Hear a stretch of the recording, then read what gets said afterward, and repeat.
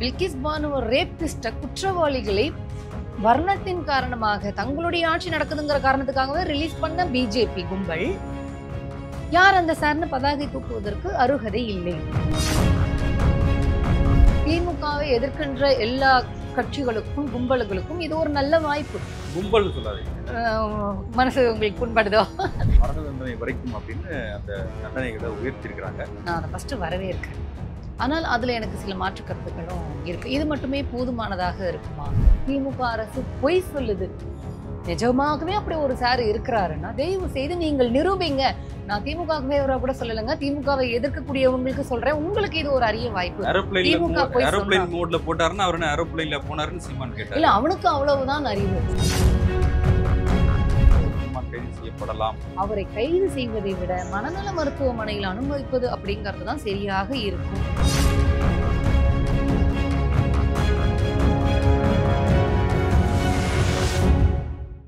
South பீட்டின் அன்பு உறவுகளுக்கு வணக்கம். நான் ஃபெலிக்ஸ் என்பவொலி. இந்த நேர்காணலில் நாம் சந்திக்கிறப்பவர் திராவிட நட்பு கழகத்தைச் சேர்ந்த ஸ்ரீவித்யா அவர்கள். வணக்கம். வணக்கம். சென்னை அண்ணா பல்கலைக்கழகத்தில் ஒரு மாணவிக்கு நடந்த இந்த வன்கொடுமை சம்பவம், அதை தொடர்ந்து எதிர்க்கட்சிகள் பல கட்ட போராட்டங்கள் நடத்தினாங்க. சட்டமன்றத்தில் முதலமைச்சர் அது குறித்து பேசினார். இப்போ பெண்களுக்கு எதிரான செயல்களில் ஈடுபடுறவங்களுக்கு மரண தண்டனை, அதாவது படிப்படியாக அவங்க மீண்டும் மீண்டும் அதை செய்தால் மரண தண்டனை வரைக்கும் அப்படின்னு அந்த தண்டனைகளை உயர்த்தியிருக்கிறாங்க. ஒரு சட்ட திருத்த மசோதாவை சட்டமன்றத்தில் நிறைவேற்றிருக்கிறாங்க. இப்படி ஒரு மசோதா எடுத்துட்டு வந்திருக்கிறாங்க. அதை எடுத்துட்டு வந்தது திமுக அரசு, திராவிட மாடல் அரசு அப்படிங்கும்பொழுது நான் அதை ஃபர்ஸ்ட் வரவேற்கிறேன். ஆனால் அதுல எனக்கு சில மாற்று கருத்துக்களும் இருக்கு. இது மட்டுமே போதுமானதாக இருக்குமா?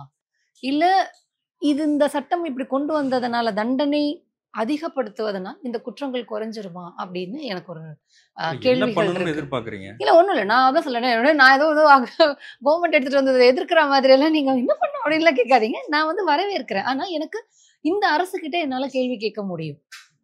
எடப்பாடி பழனிசாமி வாயில துப்பாக்கி வச்சுலாம் சுற்ற மாட்டாங்க இல்லையா? அதனால நான் இந்த அரசு கிட்ட என்னுடைய கேள்விகளை சந்தேகங்களை கேட்கலாம் அப்படிங்கிற ஸ்பேஸ் இங்க இருக்கிறதுனால நான் கேட்கிறேன். இப்ப நீங்க அதுல தண்டனைகள் பாத்தீங்கன்னா 5 ஆண்டுல இருந்து 7 ஆண்டு, இல்ல 10 ஆண்டுல இருந்து 14 ஆண்டு அப்படின்னு எல்லாம் இன்க்ரீஸ் பண்ணி இருக்கிறாங்க.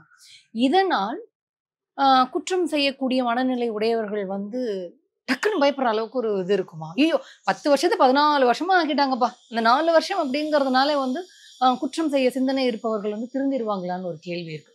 மரண தண்டனை அப்படிங்கறதெல்லாம் சிலதை கொடுத்திருக்கிறாங்க. மரண தண்டனை கொடுப்பதனால் இந்த குற்றங்கள் நடைபெறாமலே இருக்குமா அப்படின்னு எனக்கு ஒரு சில கேள்விகள் இருக்கு. நான் ஏற்கனவே உங்ககிட்ட இன்டர்வியூல சொன்ன மாதிரி இதை நான் ஒரு உளவியல் ரீதியாக அணுகணும். சமூக மாற்றம் வரணும்னு பேசிருந்தீங்க. என்னன்னா இப்போ ஒரு குற்றம் செய்யற ஒரு சிந்தனை இருக்கான்னு வச்சுக்கோங்களேன். இப்போ அவனுக்கு உனக்கு இனிமே தண்டனை 10 ஆண்டுகள் 14 ஆண்டுகள் அப்படிங்கறதுனால அவன் திருந்திருவானா? இல்ல உனக்கு மரண தண்டனை கொடுக்க இது மாதிரி எல்லாம் இருக்காதனால நீ இந்த தவறு செய்யக்கூடாது அப்படின்னு சொல்றதுனால அவன் திருந்திருவானா? இல்ல நான் என்னுடைய கருத்தாக இருக்கக்கூடிய ஒருவனுக்கு ஆணுறுப்பை அகற்றுவது அப்படிங்கிறது தண்டனையாக இருந்தால் அவன் தவறு செய்யக்கூடாதுன்னு யோசிப்பானா அப்படின்னு பல கேள்விகள் எனக்குள்ள இருக்கு. இது அரசு இப்படி தூரமான மைண்ட் செட்டா இருக்குல்ல. இதெல்லாம் பாலியல் வன்புணர்வுக்கு உள்ளாக்கப்படுவதை இந்த சமூகம் குரூரம், அந்த பாதிப்புக்கு அந்த பாதிப்பு அடைந்தவர்களுடைய மனநிலை என்னவா இருக்கும், அவர்களுடைய இனி வாழ்க்கை பயணம்ங்கிறது எந்த அளவுக்கு குரூரமானதாக இருக்கும் அப்படிங்கறது இந்த சமூகம் யோசிக்கலங்கும் போது நாங்க இப்படி யோசிச்சுதானே ஆகணும். பாதிக்கப்படுற சைட்ல இருந்து நான் இதை பார்த்துதானே ஆகணும். ஒரு ஆண் ஏங்க அந்த தவறு செய்கிறான் அப்படிங்கிற ஒரு காரணம் இருக்கு இல்லையா? அவன் தவறு செய்த யாரோ ஒருத்தர் ஏதோ ஒரு கட்டத்துல திருந்துவதற்கான வாய்ப்பு இருக்குது. அதுவும் சட்டம் வழங்குது இல்ல. மரண தண்டனைன்றது வரைக்குமே அது அதிகபட்சமா இருக்குது. அது ஒரே தீர்வு ஆகிடுமான்ற கேள்விகளை முற்போக்கு சக்தியில் எழுப்புறாங்க. ஏற்கனவே என்கவுண்டர் இங்க எந்த அளவுக்கு சரியா நடக்குது, இல்ல அது அவசியமா அப்படின்ற கேள்விகள்லாம் மனித உரிமை செயல்பாட்டாளர்கள் கேள்வி எழுப்புறாங்க. அப்படி இருக்கிற பட்சத்துல தப்பு செய்யறவங்க இதான் தண்டனை அப்படின்னு சொல்றது ஒரு தீர்வா? இப்ப நீங்க சோஷியல் ஆக்டிவிஸ்ட் இந்த மரண தண்டனை அப்படிங்கிறது கூடாது, அவன் சிந்தனை மாற்றம் அடைவதற்கு திருந்துவதற்கு வாய்ப்பு இருக்கிறதுனால அது கூடாது அப்படின்னு நீங்க சொல்றீங்க. மரண தண்டனை விதிக்கப்பட்டால் அவங்களுக்கு சட்ட ரீதியாக பல ஆப்ஷன்ஸ் இருக்கு. அந்த குற்றவாளிக்கு மன்னிப்பு கடிதம் எழுதலாம், அதை தண்டனை குறைக்க சொல்லி திரும்பவும் அப்பீலுக்கு போகலாம். இந்த மாதிரி நிறைய இருக்கு. என்னுடைய கருத்து, மரண தண்டனை கொடுப்பதன் மூலமாக குற்றவாளிகள் சமூகத்திலிருந்து அப்புறப்படுத்தப்படுகிறார்கள் அப்படிங்கிற ஆங்கிள் தான் நான் பாக்குறேன். அந்த மரண தண்டனை கூடாதா வேணுமா அப்படிங்கிற இடத்திற்கே நகர முடியாத அளவில் தான் நான் இருக்கேன். ஏன்னா இதெல்லாம் குடுக்கறதுனால, இதெல்லாம் இருக்குன்னு தெரிஞ்சுதானங்க ஆல்ரெடி பண்ணிட்டு இருக்கிறாங்க. இப்போ நிர்பயாவோட வழக்குல நீங்க பாருங்க. 16 வயசு அவன் வந்து வயது குறைவு அப்படிங்கிறதுனால, அவனுக்கு மரண தண்டனை இல்ல. மற்றவர்களுக்கெல்லாம் மரண தண்டனை குடுத்து, அத எக்ஸிக்யூட் பண்ணும்பொழுது எவ்ளோ பிரச்சனைகள் வந்துச்சு. அந்த குற்றவாளிகளுடைய ஒய்ஃப்லாம் போய் கேஸ் போடுறாங்க. என்ன? நீங்க இப்ப ஒரு மரண தண்டனை எக்ஸிக்யூட் பண்ணிட்டீங்கன்னா, நாங்க விடோ ஆயிடுவோம். அப்ப எங்களுக்கு வந்து இந்த சமூகத்துல ஒரு புறக்கணிப்பு இருக்கும். அதனால நாங்க டிவோர்ஸ்க்கு அப்ளை பண்ணணும். டைம் குடுங்க. சட்டம் அது அனுமதிக்குது இல்ல? அததான் சொல்ல வரேன். மரண தண்டனையே இருந்தாலும் 10, 14 வருட சட்டத்தின் ஆட்சி தண்டனை. தான் நடக்குது. சட்டத்தில் குற்றவாளிகளுக்கும் வாய்ப்பு இருக்குது அப்படிங்கறதுனால, நீங்க எந்த தண்டனை குடுத்தாலும் இந்த குற்றங்கள் குறையாது அப்படிங்கறத என்னுடைய பார்வையாக இல்ல இருக்கு. முதலமைச்சர் சொல்றாருல்ல, நாம பல விழிப்புணர்வு நிகழ்ச்சிகளையும் இந்த அரசு இப்போ நடத்துறாங்கன்னு என்ன அப்படின்னா, எனக்கு இதுக்குள்ள இன்னொரு கேள்வி என்ன இருக்கு? இந்த அரசுகிட்ட இதை நான் கோரிக்கையாக வைக்க முடியும். இல்ல என்னுடைய சந்தேக கேள்வியாக வைக்க முடியும். எனக்கு இத பத்தி இன்னுமே ஒரு கிளாரிட்டி கொடுங்க. இதுல ஒரு ப்ராப்ளம் இருக்குன்னா அதையுமே அட்ரஸ் பண்ணுங்க. இதுக்காகவும் ஒரு கவனம் கொடுங்க அப்படின்னு எனக்கு சில கேள்விகள் இருக்கு. என்ன அப்படின்னா, குற்றம் நிரூபிக்கப்பட்டு ஒரு தண்டனை கொடுக்கப்படுறது. அந்த தண்டனையை சட்டத்தின் உதவியோட குற்றவாளி குறைச்சுக்கிறானா, இல்ல அதை கண்டினியூ பண்றானா, அவனுக்கான அந்த இலகுவாக இப்ப பில்கிஸ் பானுவோட குற்றவாளிகள் எல்லாரும் நன்னடத்தை காரணமாக வெளில வந்துட்டாங்க இல்லையா? ஒரு 14 பேர் ஒரு குடும்பத்துல 14 பேரை கொன்னு அந்த பெண்ணை கூட்டு பாலியல் வன்புணர்வு பண்ணி இந்த அளவுக்கு குரூரமாக நடந்து கொண்டவர்களை பிஜேபி அரசு நன்னடத்தை காரணமாக குஜராத்ல அவங்கள ரிலீஸ் பண்ணியிருக்கு. நீதிமன்றம். இல்ல அந்த நீதிமன்றத்துக்கு பிஜேபி கவர்மெண்ட் ரெக்கமெண்ட் பண்ணியிருக்கு. சரிங்களா? அப்போ இந்த மாதிரியும் குற்றவாளிகளுக்கு சட்டத்தின் மூலமாகவே சில ஃபேவர்ஸ் கிடைக்கும் அப்படிங்கறதுனால இந்த தண்டனைகள் இந்த சிந்தனையை மாற்றாது அப்படிங்கிற ஒரு பார்வை எனக்கு ஒண்ணு இருக்கு. இன்னொன்னு, குற்றம் நிரூபிக்கப்படுகின்ற அந்த இடத்தை தொடும் வரையில் இங்க பலவிதமான பிராக்டிக்கல் மிஸ்டேக்ஸ் இருக்கு அப்படின்னு நான் நினைக்கிறேன். என்ன அப்படின்னா, இப்போ நான் முன்னாடி நான் ஒருத்தர்கிட்ட பேசும்போது அவர் என்ன சொல்றாரு அப்படின்னு சொன்னா, ஒரு சின்ன ஆஸ்பெக்ட்ஸ் இந்த மாதிரி பல காரணங்கள் இருக்கும். இதையும் அரசு கவனத்தில் கொள்ளணும். அவர் வந்து போலீஸ் டிபார்ட்மெண்ட்ல இருக்கக்கூடியவர் தான். அவர் வந்து ஒரு அசிஸ்டன்ட் போட்டோகிராஃபரா இருக்கிறாரு போலீஸ் டிபார்ட்மெண்ட்ல. அவர் சொல்லும்போது என்ன சொல்றாரு அப்படின்னா, சீனியர் போட்டோகிராஃபர் தான் கோர்ட்ல போய் அந்த கேஸ் ஹியரிங் வரும்பொழுது அதற்கான ஒரு இப்போ அந்த ஹியரிங் சொல்றாங்க இல்லையா, அப்ப கூப்பிடும்போது சீனியர் தான் போய் பதில் சொல்லணும். ஜூனியர் போய் பதில் சொல்றது ஆத்தரைஸ்டு கிடையாது. அப்ப நான் கேட்ட ஒரு கேள்வி, நம்மளுக்கு ஒரு லேமன் பார்வையில இருந்து நம்ம கேட்கிறோம். ஏன்னா நமக்கு சட்டம் நுணுக்கம்லாம் நமக்கு பெருசா தெரியாது. அப்ப நான் கேட்டேன், அப்ப நீங்க கோர்ட்ல போய் ஒரு ஜூனியர் போட்டோகிராஃபர் வந்து பதில் சொல்றது எடுத்துக்க மாட்டாங்க அப்படின்னு சொன்னா, சீனியர் போட்டோகிராஃபர் ஒருவேளை வந்து பதில் சொல்லல, இல்ல வரல, அவர் வந்து லீவ்ல போயிட்டாரு அப்படிங்கும்போது அந்த வழக்கு நீர்த்து போவதற்கு வாய்ப்பு இருக்கும் இல்லையா? அந்த சாட்சிகள் வந்து செல்லுபடியாகாம போவதற்கும் வாய்ப்பு இருக்கு இல்லையா? இது எனக்கு எந்த கேஸா வேணா இருக்கட்டும். அப்படி நான் கேட்கும்போது ஆமாம் அதற்கு வாய்ப்பு உண்டு அப்படின்னு அவர் சொன்னார். நான் கேள்விப்பட்டது இந்த ஒரு சின்ன விஷயம். அப்போ இப்போ வந்து அந்த அண்ணா நகர் சிறுமியினுடைய பாலியல் வழக்குல வந்து அந்த காவல்துறை அதிகாரி வந்து அந்த வழக்கை நீர்த்து போக செய்வதற்கு அந்த பாதிக்கப்பட்ட குடும்பத்தோட ஒரு பேச்சுவார்த்தை எல்லாம் நடத்தி ஃபேவர் பண்ணதுக்காக அவருமே இப்ப அரெஸ்ட் பண்ணப்பட்டிருக்காரு. அதுல அதிமுகவுடைய ஆள் தான் அரெஸ்ட் ஆயிருக்காருன்னு வச்சுக்கிட்டா கூட, பிராக்டிக்கலா குற்றம் நிரூபிப்பதிலேயே எங்களுக்கு இவ்வளோ பிரச்சனைகள் இருக்கும் பொழுது இதை களைவதற்கு இப்போ நேத்து அந்த மசோதால என்ன சொல்லியிருக்காங்க, காவல்துறை உறவினர்கள் இப்படி எல்லாம் பண்ணா ஒரு வழக்கு இருக்கு அப்படின்னு, இவ்வளவு தண்டனை அப்படின்னு எல்லாம் சொல்லியிருக்கு. அப்போ காவல்துறையில் இப்படி வந்து காவல்துறையினரே ஆதரவாக இருந்தாலும் இல்ல அந்த இந்த விசாரணையை எக்ஸிக்யூட் பண்றது, அரெஸ்ட் பண்றது, இந்த கேஸ நடத்துறது அப்படிங்கறதுல இருக்கக்கூடிய சில குறைபாடுகள் இல்ல தெரிந்தே நடக்கக்கூடிய தவறுகளும் ஈஸியா தப்பிச்சிடலாங்கிற ஒரு பார்வை வரும்ல. அப்போ அதை அட்ரஸ் பண்ணீங்களா, பண்ணுங்க அப்படின்னு நான் ரிக்வஸ்டா வைக்கிறேன். ஏன்னா நீங்க குற்றம் நிரூபிக்கப்பட்டு நீங்க என்ன தண்டனை கொடுத்தாலும் குற்றவாளிக்கும் இங்க சட்டத்தில் இடம் இருக்கு இல்லையா, அவனுக்கும் இங்க வந்து எதுவும் மறுக்கப்படக்கூடாது அப்படிங்கிற ஆப்ஷன்ஸ் இருக்கும்போது அவன் இதை நீர்த்து போக செய்ய முடியும், இதுல இருந்து எஸ்கேப் ஆக முடியும். அவன் திருந்துறாங்கிற பாயிண்ட்லயே நான் வரல. பாதிக்கப்பட்ட இடத்துல இருந்தே நான் பேசுறேன். அவனுக்கு வந்து மரண தண்டனை எக்ஸிக்யூட் பண்றதுலயும் நிறைய டைம் எடுக்குங்க. அவன் நீங்க பிராக்டிகல் இஷ்யூஸ் பத்தி பேசுறீங்க. ஆனா இந்த யார் அந்த சார் அப்படின்ற கேள்வியில தொடங்கி இப்ப அதிமுக யார் அந்த சார்னு கேட்டாங்க. இப்ப திமுக வந்து இதுதான் அந்த சார்னு இன்னொரு வழக்குல கைதான ஒரு அதிமுக பிரமுகரோட போட்டோவை காட்டுறாங்க. இதுக்கிடையில பாஜகவோட ஆர்ப்பாட்டம், பாமகவோட ஆர்ப்பாட்டம், நாம் தமிழர் கட்சியோட ஆர்ப்பாட்டம்னு இது ஒரு அரசியலா இது மாற்றப்படுறது எப்படி பாக்குறீங்க? ஆமா, அரசியலா தான் மாற்றப்படுது. இப்போ அதிமுக வந்து யார் அந்த சார்னு பதாகை எடுத்துட்டு வராங்க. எதனால? திமுக ஆட்சியில இருக்கிறதுனால. இப்ப நான் என்ன கேட்கிறேன், அதிமுகவை சேர்ந்த ஒருத்தரை தான் வந்து அரெஸ்ட் பண்ணியிருக்கிறாங்க வேற ஒரு பாலியல் குற்ற வழக்குல. அப்போ யார் அந்த சாருன்னு அதிமுக இந்த பதாகையை தூக்கி வருவதற்கான தகுதி இருக்கிறதா? இப்ப நீங்க அப்ப சொல்லி ஒத்துக்கிறீங்களா? என்னுடைய கட்சிக்காரன் நீங்க அந்த கட்சிக்காரனை நீக்கி இருக்கீங்க இல்லையா? அப்போ அது ஒரு ஒட்டுமொத்தமா ஒரு கட்சியின் குற்றம் நீங்க எப்படி இல்ல இல்ல பாப்பீங்க? இல்ல நான் அந்த கட்சியின் குற்றமாக கூட நான் சொல்லல. நான் என்ன கேட்கிறேன், நீங்க ஒரு அரசை நோக்கி யார் அந்த சார்னு எடுத்துட்டு வருவதில் நேர்மை இல்லை. ஏன்னா குற்றவாளி கைது செய்யப்பட்டிருக்கிறார். விசாரணை நீதிமன்றமே வந்து நடத்திக்கிட்டு இருக்கு. அத அரசு வந்து ப்ராப்பரா பண்ணிக்கிட்டு இருக்கு. அப்படிங்கிற இடத்திற்கு நகர்ந்த பிறகும் யார் அந்த சார்னு அதிமுக பதாகை அரசு தூக்கிட்டு ப்ராப்பரா வருவதில்ல. பண்ணிட்டு இருக்காங்களா இல்லையான்னு எனக்கு எப்படி தெரியும்? எனக்கு சந்தேகம் இருக்குல்ல. நீதிமன்ற விசாரணத்துல இருக்கு. நீங்க தான் நீதிமன்றத்துக்கு போங்கன்னு நானுமே தான் சொல்றேன். இப்ப நானுமே இன்னொரு இடத்துல என்ன சொன்னேன் அப்படின்னா, அதிமுகவிற்கோ பாஜகவிற்கோ திமுகவை எதிர்க்கின்ற எல்லா கட்சிகளுக்கும் கும்பல்களுக்கும் இது ஒரு நல்ல வாய்ப்பு. கும்பல்னு சொல்லாதீங்க. மனசு உங்களுக்கு புண்படுதோ? எனக்கு அப்படிதாங்க சொல்ல வரும். இப்போ நான் என்ன சொல்றேன்னா, உங்களுக்கு எல்லாம் ஒரு அரிய வாய்ப்பு. இப்போ இந்த விசாரணையை வந்து ஐபிஎஸ் அதிகாரியே வந்து சொல்லியிருக்கிறாரு. அவன் வந்து ஏரோப்ளேன் மோட்ல போட்டுட்டு தான் சொன்னா, சாருன்னு யாரும் இல்ல அப்படின்னு சொல்லியிருக்கிறாங்க. அதை மீறியும் உங்களுக்கு சந்தேகம் இருந்தால், பாஜக போராட்டம் பண்ணது இல்லையா?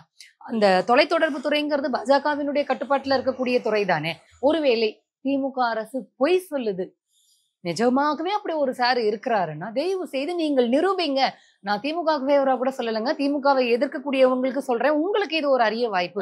திமுக போய் சொன்னா ஏரோப்ளேன் மோட்ல போட்டாருன்னா அவர் என்ன ஏரோப்ளேன்ல போனாருன்னு சீமான் கேட்டாரு. இல்ல, அவனுக்கு அவ்வளவுதான் அறிவு, சீமானுக்கு அவ்வளவுதான் அறிவு. அப்படிங்கும்போது நம்ம ஒண்ணும் பண்ண முடியாது.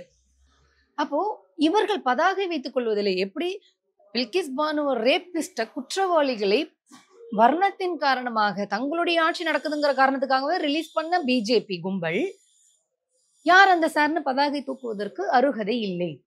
அதேதான் அதிமுகவுக்கும் சொல்றேன். இதை நீங்க அரசியல் ஆக்குறீங்க அப்படின்னா உங்களுக்கு உண்மையாகவே நேர்மை இல்லை.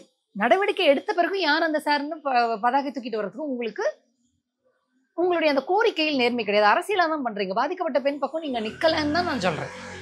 இப்போ யார் அந்த சார்னு அதிமுக பதாகை தூக்கிட்டு வந்தது இல்லையா? அதுக்கு முன்னாடி எஃப்ஐஆர் ரிலீஸ் ஆனதுக்கு காரணம் ஒன்றிய அரசினுடைய தொழில்நுட்ப கோளாறு. இதற்கு காரணம் ஒன்றிய அரசு. ஒன்றிய அரசு இப்படி எஃப்ஐஆர் வெளில வந்து ஒன்றிய அரசினுடைய தவறுதனால எஃப்ஐஆர் வெளில வருது. அந்த எஃப்ஐஆர்ல அந்த பெண் வந்து இந்த மாதிரி போன்ல யார்கிட்டயோ பேசி என்ன மிரட்டினா அப்படிங்கறத சொன்னது தொட்டு தான் யார் அந்த சரணி உங்களால பதாகை தூக்க முடியுது. அப்போ இப்ப இந்த இடத்துல எனக்கு என்ன டவுட் வருதுன்னா, இப்படி அரசியல் செய்வதற்காகவே பாதிக்கப்பட்ட பெண்ணை வைத்து அரசியல் செய்வதற்காகவே ஒன்றிய அரசு இந்த எஃப்ஐஆர் லீக் ஆனதுல ஒன்றிய அரசின் சதித்திட்டமும் அதிமுகவின் சதித்திட்டமும் இருக்குமோன்னு நானும் சந்தேகப்படலாம் இல்லையா?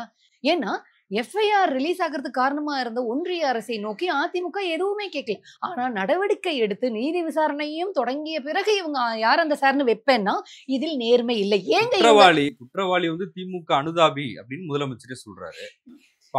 அதுல எதுவுமே சந்தேகம் வரல உங்களுக்கு? எஃப்ஐஆர்ல மட்டும் சந்தேகம் வருது. திமுக அனுதாபியாக இருப்பதனால் என்ன நான் சந்தேகப்படணும்? ஒரு திமுக கட்சிக்கு ஆதரவாக இருக்கக்கூடியவன், திமுக கட்சி கூட்டங்களுக்கு போகக்கூடியவன், அந்த செல்வாக்கை பயன்படுத்தி அவர் காப்பாற்றப்படலாமா? நான் தான் சொல்றேனே, காப்பாற்றப்படவில்லை. யாராக இருந்தாலும் நடவடிக்கை எடுப்போம்னு எடுத்துட்டாங்க. நான் அதை தான் திரும்ப சொல்றேன். உங்களுக்கு சந்தேகம் இருந்தால் திமுகவுக்கு எதிராக நீங்கெல்லாம் வந்து கும்பல் கூடி ஒரு திட்டம் பண்றீங்க இல்லையா? உங்களுக்கு ஒரு அரிய வாய்ப்பு. ஒன்றிய அரசினுடைய கட்டுப்பாட்டுல இருக்க நீங்க நிரூபிச்சுட்டு போங்க. ஏங்க நான் ஒண்ணு சொல்றேங்க, இவங்க சார்னு யாரும் இல்ல அப்படின்னு சொல்லிட்டாங்க. இருக்குன்னு இவங்க சொல்றாங்கன்னா நீ நிரூபிச்சுட்டனா அது அவங்களுக்கு ஒரு பெரிய பேக் ஃபயர் இல்லையா? திமுகவுக்கு அது ஒரு பெரிய பேக் ஃபயர்ல ஒரு பெரிய நெகட்டிவ் பேர்ல பண்ணுங்கன்ற. ஏன் பண்ண மாட்டேன்றீங்க? ஏன்னா உங்களுக்கு அதுல நேர்மை இல்லை. இதை வைத்து அரசியல் செய்யணும் அப்படிங்கிறதுக்காகவே திட்டமிட்டு எஃப்ஐஆர் வந்து ஒன்றிய பிஜேபி அரசால் லீக் செய்யப்பட்டது. அதை அண்ணாமலை எடுத்து பேசியிருக்கிறார். அப்படிங்கும்போது இதுல ஒரு மிக பெரும் சந்தேகம் வருது. ஒருத்தர் வந்து திமுக கூட்டங்களுக்கு போகிறாரு அனுதாபி, அதனால அவர் காப்பாற்றப்படலாம்னு ஒரு சந்தேகம் இவங்களுக்கு ரொம்ப நேர்மையான சந்தேகம் இருக்குமானால் நான் ஒண்ணு கேட்கிறேன், பாலியல் குற்றச்சாட்டுக்கு ஆளான பிரிஜ்பூஷன் சரண் சிங்கை பதவியில் வைத்து அழகு பார்த்த பிஜேபி மேல இவங்களுக்கு யாருக்குமே கோபம் வரல, சந்தேகம் வரல. யார் அந்த பிரிஜ்பூஷன், ஏன் இவங்களை காப்பாத்துறீங்கன்னு இவங்க யாருமே கேட்கலையே. பில்கிஸ் பானு ரேபிஸ்ட் வந்து பிஜேபி காரர்கள் தான் அவங்க ரிலீஸ் பண்ணப்பட்டாங்க. இந்துத்துவ கும்பல் வந்து அவங்களுக்கு ஆரத்தி எடுத்து வரவேற்றது. அப்ப பிஜேபியினுடைய ஃபேவர் இருக்கு அப்படிங்கறதுனால இவங்க யாருக்கும் சந்தேகமே வரலையே. அந்தந்த மாநிலங்கள்ல இருக்கிற எதிர்க்கட்சிகள் கேக்குறாங்க. இந்த பாருங்க, பொதுவாக பெண்களுக்கு எதிராக அந்தந்த கட்சி பிஜேபி அரசு ஆதரவாகவே நின்ற போது பதாகை தூக்கிய எடப்பாடி பழனிசாமிக்கு கேட்கணும்னு ஏன் தோணல? அந்த மாநிலத்துல இருப்பதனால நான் அமைதியாக இருப்பேன்னு ஒரு அரசியல் தலைவர் சொல்லுவது அந்த தலைவர் பண்புக்கு அழகு. எங்க ஒரு பெண்கள் பாதிக்கப்பட்டிருந்தாலும் நீங்க வந்து ஒரு போராட்டம் பண்ணார்ல. எந்த கவன ஈர்ப்பு போராட்டம்? அண்ணாமலை பிரிஜ்பூஷன் பண்ணாரு. சரண் சிங். இல்ல அண்ணாமலை பண்ணாரு. எதுக்கு எதுக்கு கவன ஈர்ப்பு தீர்மானம்? அண்ணா பல்கலைக்கழக ஏங்க நான் உங்ககிட்ட கேக்குறேன், யார் அந்த சார்னு இவங்க எல்லாம் பதாகை தூக்கிட்டு வராங்களே நீங்க கேட்டிருக்கு. நான் என்ன சொல்றேன், யார் அந்த சாருன்னு இந்த கும்பல் ஏன் பிஜேபி அரசு பாலியல் குற்றவாளிகளுக்கு ஆதரவாக நின்ன போது தூக்கலன்னு நான் கேட்கிறேன். அப்போ அண்ணா யூனிவர்சிட்டி பெண்ணுக்கு மட்டும் இவர்கள் மீது அக்கறை இருக்குதான்னா இவங்களுக்கு அக்கறை இல்லை, திமுக அரசை கார்னர் பண்ணணுங்கிறதுக்காக தான் போர்டு தூக்குறாங்க. அதுல நேர்மை இல்லை. ஒரு திமுக ஆதரவாளர் அதனால வந்து மிஸ்யூஸ் செய்யப்பட்டுருமோ, நீதி விசாரணை நடக்காதோன்னு நீங்க கேள்வி கேட்காதீங்க. ஏன்னா ஓப்பனாவே பிரிஜ்புல் ரேவண்ணாவுக்கும் பிரிஜ்பூஷன் சரண் சிங்கும் பதவியில் வைத்து அழகு பார்த்து பிஜேபி கும்பல நீங்க கேள்வி கேட்கல. அதனால உங்களுடைய கேள்வியில் உங்களுடைய குற்றச்சாட்டில் நேர்மை இல்லைன்னு சொல்றேன். இல்ல பாஜக மட்டும் கேட்கலங்க, அதிமுக கேக்குறாங்க, அதிமுகவுக்கு அந்த நேர்மை இருக்காங்க. பாமக கேக்குறாங்க. அதிமுக பாமக இவர்களுக்கு இதுலயே நேர்மை இல்லைன்னு சொல்றேங்க. நான் என்ன கேக்குறேங்க, திமுக நடவடிக்கை எடுத்தது உங்களுக்கு சாட்டிஸ்பாக்சன் இல்ல, நீதிமன்ற விசாரணை நடந்திருக்கு, அதுலயும் உங்களுக்கு சாட்டிஸ்பாக்சன் இல்லை. நாங்க உண்மையாகவே பெண்கள் மீது அக்கறையோட இருக்கிறோம்னா நான் என்ன கேக்குறேன், யார் அந்த சார்னு போர்டு தூக்கிட்டு வந்திருக்கிறீங்களே உங்களுக்கு எல்லாம் வெக்கமா இல்லையா? ஏன்னா நீங்க என்ன இப்ப வைக்கிறீங்க, ஒருவேளை திமுக அனுதாபியாக இருப்பதனால் ஃபேவர் நடக்கும் சந்தேகத்துல தானே இவங்க போட்டு தூக்கிட்டு வரேன்னு சொல்றாங்க. ஏண்டா இந்த சந்தேகம் உங்களுக்கு உங்க கட்சியை சேர்ந்தவன் பாலியல் வன்புணர்வு செய்யும் பொழுதும் பாமக, அதிமுக, பிஜேபி செய்யும் பொழுது ஏன் இந்த சந்தேகம், பதட்டம், இதையெல்லாம் அப்ப நீங்க ஏன் கேள்வி கேட்கல? அப்ப உங்க கேள்வியில் நேர்மை இல்லைன்னு சொல்றாங்க. பாமக போராட்டம் ஒரு எதிர்க்கட்சியோட வேலையா தானேங்க. இப்ப திமுக எதிர்க்கட்சியா இருக்கும்போது அதை செய்தாங்க. நீங்க செய்யுங்க. முதலமைச்சர் சொல்றாரு, அனுமதிக்கப்பட்ட இடத்தில் அனுமதியோடு நீங்க போராட்டம் நடத்தலாம், ஆனா அனுமதி இல்லாம நடத்துறாங்க அப்படிங்கிறாரு. திமுக அப்படிதான் எல்லா போராட்டத்தையும் நடத்தினாங்களா? இப்ப அவங்க வந்து கேள்விக்கு பதிலா அவர் சொல்லியிருக்கலாம், அனுமதி இல்லாட்டாலும் போராட்டம் செய்யலாம், அதுக்கு வந்து அசிஷியல் காவல்துறை அரெஸ்ட் பண்ணும், சத்தத்துல போய் உட்கார வைக்கும், ஈவினிங் ரிலீஸ் பண்ணிட போகுது. அதுதான் நான் என்ன சொல்றேன், எதிர்க்கட்சிகள் குரல் அதை எழுப்பணும் அப்படின்னு நீங்க கேக்குறீங்க இல்லையா? மக்களில் ஒருவராக எதிர்க்கட்சியினுடைய குரலில் நேர்மை இல்லைன்னு சொல்றேன், வேற ஒண்ணும் இல்லை. நீங்க கேட்கக்கூடாதுன்னு நான் சொல்ல வரல, ஆனா கேட்கிற உங்களுடைய குரலில் நேர்மை இல்லை. இந்த பெண்ணுக்காக மட்டுமே இப்படி நீங்க துடிச்சுக்கிட்டு வரீங்க, அதுவும் இப்ப மட்டுமே துடிச்சுக்கிட்டு வருவீங்கிறதுல நேர்மை இல்லைன்னு சொல்ல வரேங்க, வேற ஒண்ணும் இல்லை. நீங்க உண்மையாவே உங்க குரல்ல நேர்மை இருந்துச்சுன்னா நானும் ஆதரவு தானே தெரிவிக்க போறேன். நீங்க அப்பட்டமாக தெரிந்த இந்த கட்சி, பிஜேபி கட்சி, பாமக கட்சி, அதிமுக கட்சி, நாம் தமிழர் கட்சின்னு அப்பட்டமாக தெரிந்த விடயங்கள் எல்லாம் குற்றவாளிகள் அப்பட்டோன்னு தெரிஞ்ச பிறகு அவர்கள் எல்லாம் அந்த கட்சிக்காரர்கள் போய் காப்பாற்றும் பொழுது கூட அமைதியாக இருந்தாங்க. அதிமுக காரங்களை அதிமுக காப்பாத்தினாங்க, நாத்தாக்காரங்க காப்பாத்த வந்தாங்க, பிஜேபி காரங்க காப்பாத்த வந்தாங்க. அப்ப எல்லாம் நீங்கள் அமைதியாக இருந்து விட்டு இப்ப நீ விசாரணை தொடங்கிய பிறகு குற்றவாளி கைது செய்யப்பட்ட பிறகும் நான் வரேன்னு சொல்றதுல நேர்மை இல்லைன்னு சொல்றேன், வேற ஒண்ணும் கிடையாது. நீங்க தயவு செய்து நேர்மையோடு நடந்துக்கோங்க. நீங்க அரசியல் செய்யறதுக்காக ஒரு கட்சி தொடங்கி ஒரு தலைவருங்கிற பேர்ல உட்காந்துட்டு இருக்கீங்கன்னா குறைந்தபட்சம் அதுல நேர்மையோட வாங்க, இல்லைன்னா மக்கள் கழுவி தான் ஊத்துவாங்கன்னு சொல்றேன், வேற ஒண்ணும். நாம் தமிழர் கட்சியின் தலைமை ஒருங்கிணைப்பாளர் சீமான் வந்து சமீபமா பெரியார் குறித்து பிரஸ் மீட்ல பேசினாரு. அது அவதூறான கருத்து அப்படின்னு எல்லாரும் அதை எதிர்த்து போராட்டம் நடத்தினாங்க பெரியாரிய உணர்வாளர்கள். இந்த சூழல்ல நீதிமன்றமும் அவருடைய பேச்சை கண்டிச்சிருக்கிறாங்க. இது வந்து சமூகத்தில் ஒரு பதட்டத்தை ஏற்படுத்தும் அப்படின்னு ஊடகங்கள்ல செய்திகள் வெளியாகுது, சீமான் கைது செய்யப்படலாம் அப்படின்னு. அதை எப்படி பாக்குறீங்க? சீமான் கைது செய்யப்படுவதை விட அவரை மனநல மருத்துவமனையில் அனுமதிப்பது அப்படிங்கறதுதான் சரியானதாக இருக்கும். அதுதான் என்னுடைய கருத்து. அவருடைய அரசியல் கருத்து பேசுறாரு. இல்ல, அரசியல் கருத்துனா எது? கட்சி பெண்களுக்கு சிறுமசிறு ஒரு ரேபிஸ்ட், நாட்டை விட்டு ஓடி போன நித்யானந்தா அப்படிங்கிற ஒரு குற்றவாளிக்கு பக்கத்துல வந்து வெள்ள ஃபிகருங்களா, அழகான ஃபிகருங்களா இருக்குதுன்னு ஒரு கட்சியினுடைய தலைமை பொறுப்புல இருக்கக்கூடிய ஒருத்தவங்க பேசுறத வந்து அரசியல் நிலைப்பாடு, அது அரசியல் கருத்து. அது மேடையில பேசினாரு. ஏங்க தனிப்பட்ட உரையாடல்ல கூட ஒருத்தன் ரேபிஸ்ட் வந்து கூட்டிட்டு போற ஃபிகர் பக்கத்துல இருக்குன்னு பேசுறது சரிங்க. நான் ஒண்ணு கேட்கிறேன், தன் மேல இருக்கக்கூடிய பாலியல் குற்ற வழக்கு விசாரணைக்கு ஒட்டுமொத்த கட்சியுமே ஒருத்தன் கூட்டிக்கிட்டு போய் நிக்கிறான் அப்படின்னா அது அவனை எப்படி வந்து அதை சொல்லி நடந்ததுக்கு இப்ப பழி வாங்குறாங்க, அது அரசியல் ஆக்குறாங்க. நீ அதை வைத்து விஜயலட்சுமியை என்ன பேசின?